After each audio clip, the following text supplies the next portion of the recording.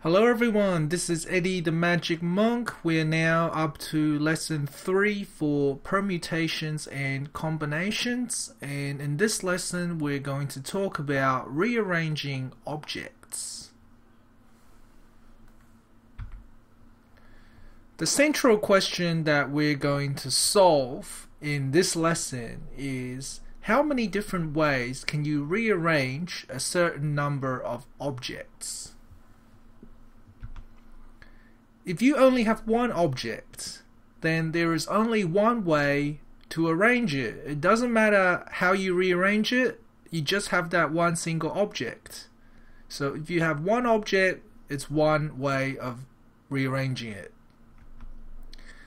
If you have two objects, however, let's call the two objects object A and object B. You can either put A at the front, B at the back, or you can put B at the front and A at the back. So therefore, there are two ways of arranging the two objects. If you have three objects, then what happens is there are actually 6 ways you can rearrange the objects. You can put A at the front, B in the middle, C at the back, or A at the front, C in the middle, B at the back, and so on. So that's quite a lot of ways, but we want a systematic way of finding these, right? Because otherwise, if you're just writing it out by hand and you're going ABC, ACB, CBA, and you're trying to think of all the different combinations, it'll be okay if there's just 3 objects, but what if you have 10 objects? So a better way is to draw a tree diagram. So a tree diagram looks like this. Starting from the beginning, you have a starting node, and then the starting node, you draw arcs to separate nodes. Each arc represents a possibility. So let's say we go down this arc. And we get to the A node. So that means that our first object is A. If your first object is A, then you're presented with 2 choices.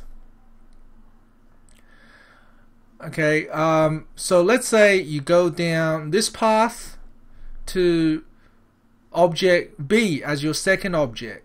So you've chosen A as your first object, B as your second object, and then the only remaining option is C.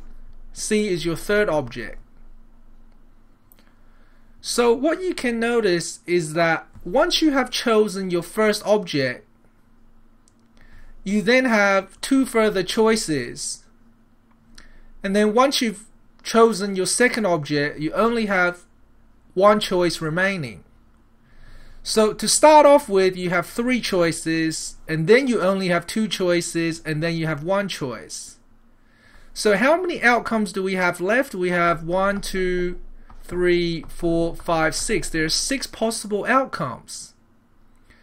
Now, is there a way for us to predict that there are 6 possible outcomes from the beginning without drawing the tree?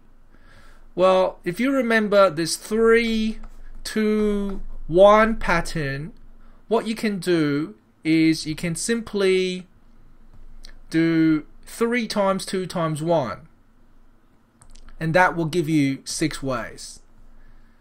Right, 3 times 2 times 1. Where does the 3 come from? Well, from the starting node, you have 3 options.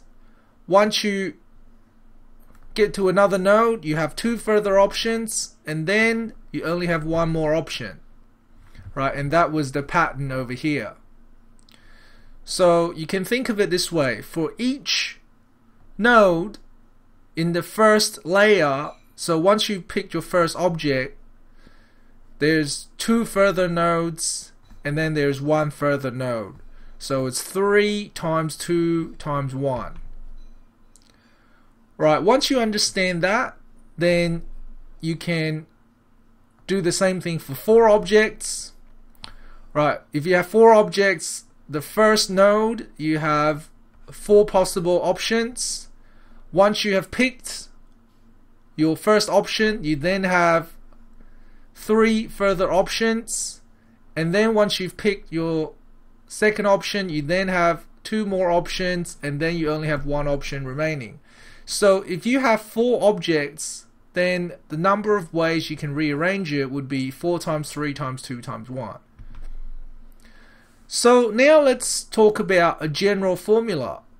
The number of ways you can rearrange n objects. So if you have a look at the number of ways to rearrange 4 objects, it's 4 times 3 times 2 times 1.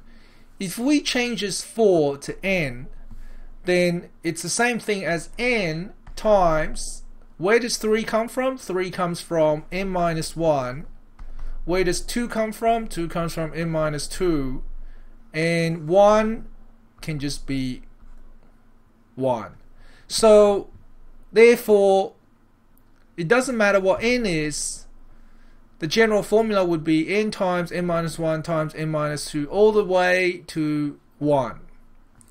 And the symbol for that shortens all of this repetitive symbols is a factorial symbol. This factorial symbol is a short way of writing all this stuff out. So that's when you see this exclamation mark, it just means n factorial, right? The exclamation mark, the word for that is factorial, and that's what it means. N times n minus 1 times n minus 2.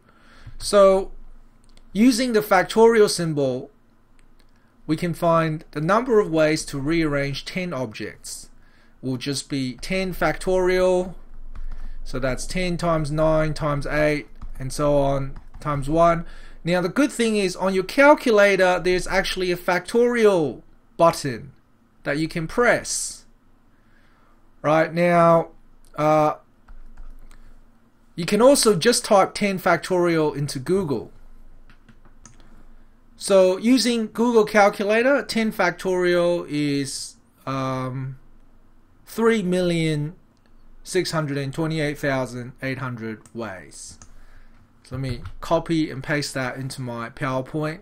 So 10 factorial equals 10 times 9 times 8 times 7 all the way to times 1, and the answer is 3,628,800 ways to rearrange 10 objects, which is pretty crazy. Okay, thanks for watching guys, see you next time.